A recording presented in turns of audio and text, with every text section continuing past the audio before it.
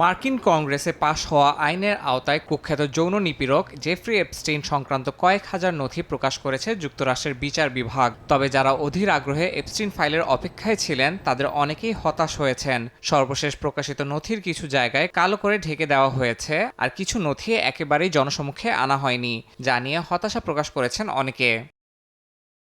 যেসব আইন প্রণেতা দীর্ঘদিন ধরে নথি প্রকাশের জন্য চাপ দিয়ে আসছিলেন, তারা গত শুক্রবার প্রকাশিত নথিগুলোকে অসম্পূর্ণ বলে আখ্যা দিয়েছেন। তাদের অভিযোগ, আইনে পূর্ণাঙ্গ প্রকাশের নির্দেশ থাকলেও বিচার বিভাগ তা বাস্তবায়ন করেনি। আইন বিশেষজ্ঞরা সতর্ক করে বলেছেন, নথির গুরুত্বপূর্ণ অংশ কালো করে রাখার কারণে এপস্টেইন কেলেঙ্কারি ঘিরে চলমান ষড়যন্ত্র তত্ত্ব আরও শক্তিশালী হতে পারে এবং জনগণের আস্থার সংকট বাড়বে।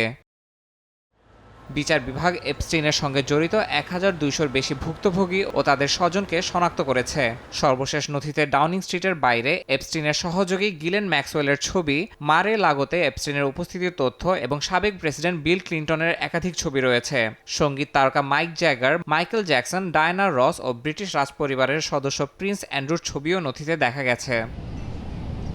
তবে নথিতে নাম বা ছবি থাকলে কেউ অপরাধে জড়িত তা এমন নয়। ডোনাল্ড ট্রাম্প ও বিল ক্লিনটন উভয়ই এপস্টেইনের অপরাধে জড়িত থাকার অভিযোগ অস্বীকার করেছেন এবং ভুক্তভোগীদের কেউ তাদের বিরুদ্ধে আনুষ্ঠানিক অভিযোগ তোলেননি। বিচার বিভাগ জানিয়েছে, নির্দিষ্ট শর্তে কংগ্রেসের অনুরোধ অনুযায়ী ভবিষ্যতে নথি প্রকাশ অব্যাহত থাকবে। ইয়াসিন মোহাম্মদ জিসান, সময় সংবাদ।